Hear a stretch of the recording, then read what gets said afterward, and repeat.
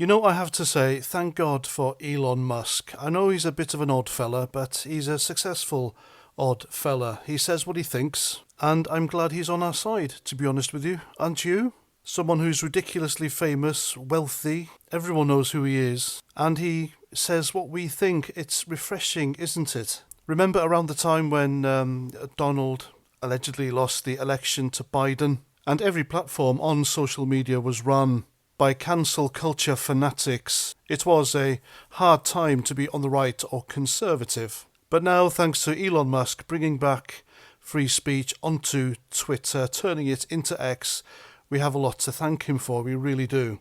And no, X isn't a right-wing echo chamber. Anyone can go on there. The lefties, they're not being forced off, they're not being cancelled or suspended, they're not being heavily censored, they choose to leave. Well, they say they leave, but they don't. But that's them all over. Now, Elon Musk, as you all know, he's got Keir Starmer by the bollocks, isn't he? He's like a dog with a bone, and he's not letting go. And good for him. He's not being intimidated by them. If anything, he's doubling, trebling down. And there's nothing they can do about it. Nothing. Elon Musk has called out Keir Starmer and is inept. Is it inept or is it by design? I think it's by design. These people know what they're doing.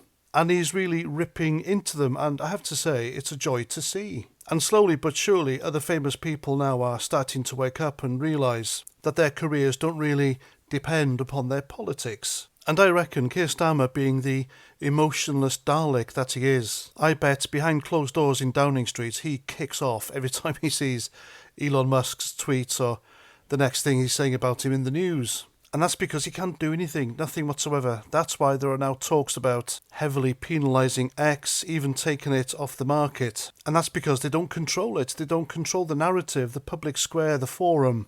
And that's what they're after, control. And they don't have it with X. And so Elon Musk's latest attack on Keir Starmer is questioning where he and the Labour Party get their funding from. And he says that he read somewhere that a hedge fund gave them £5 million from a dodgy island in the Caribbean. Now, of course, his statement is a rhetorical question, but it did come from a hedge fund registered in the Cayman Islands. And as for Bill Gates' several visits to Downing Street, I think the public deserve to know. We really do. Now, various journalists, I understand, have put in freedom of information requests as to what happened and what was said during these meetings, and there were a few of them, but they've come back with no. But apparently all these meetings were, and I quote, could affect the policy-making process in government, unquote. So yeah, as long as Musk has control of X, and X is kept as a free speech platform, and Elon Musk is upsetting all the right people, I think makes him a huge, huge target. It won't be Trump they're coming for next time. It'll be Musk, I promise you. This guy is really upsetting them. He's bringing up subjects which they don't want to be talked about, and I hope he continues. I really do.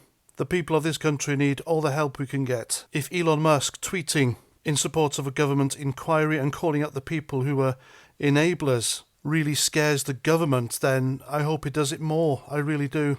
And it just goes to show, folks, this so-called working-class socialist Labour government will only sit up and notice when a rich and powerful man says something they don't like. Am I right? I'm right, aren't I? And there we go.